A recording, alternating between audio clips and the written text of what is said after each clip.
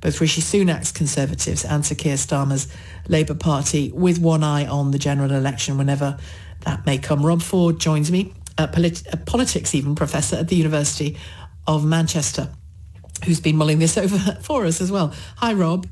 Hello. What's your reading of it before we dig down into some of the elements?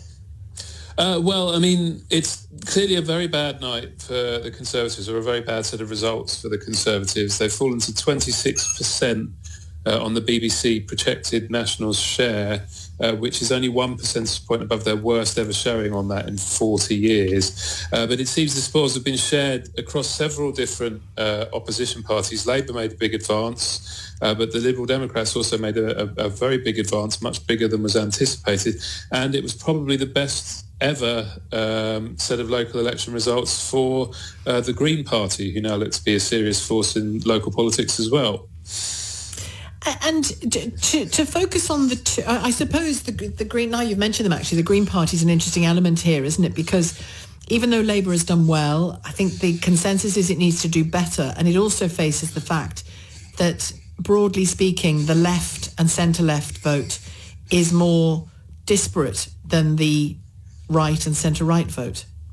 I would probably dissent from that consensus. Okay. I think that Labour need to do better, partly because of the point that you just made. So 3 out of every 4 voters who participated in this set of local elections rejected the Conservative Party. Now, that's happened twice before. In 1995, they all went to Labour, and that was a sort of early indicator of Tony Blair's landslide. In 2013, a lot of them went to UKIP, and that was an early indicator that the Conservatives could come back because it was a split on the right.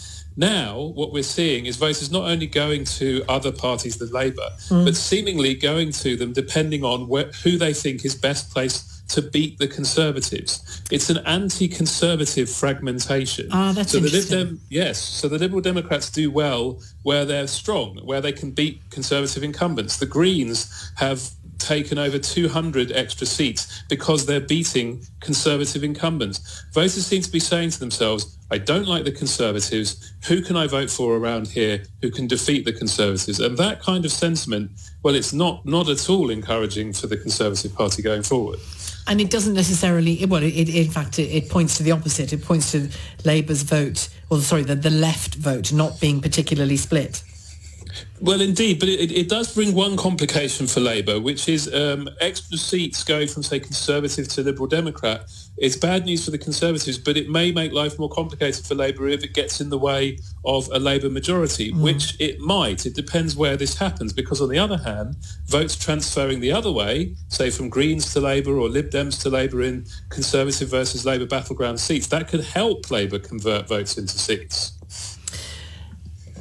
And do you subscribe to the notion that the locals tell us a lot, a little, something, nothing about the outcome of a general election?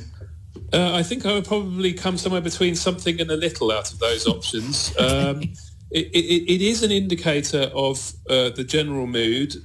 When opposition parties have been very far ahead in local elections, they have often won. It is also an illustration of the kind of geography of the vote that we can't get so easily from opinion polling. On the other hand, it is also very clear that people do behave very differently in local elections. I think it's very unlikely that the Liberal Democrats will get 20% in next year's general election, or that the Greens would be in double digits. So it has to be sort of taken with a very large pinch of salt, but it does tell us something about the mood out there in the electorate, and the mood out there in the electorate right now seems to be one of considerable anti-Conservative sentiment. Exhaustion after 13 years, maybe political exhaustion, and real exhaustion in the lives of some people. It's important to remember that neither London nor Scotland was involved in these elections, isn't it? Talk about that for a bit.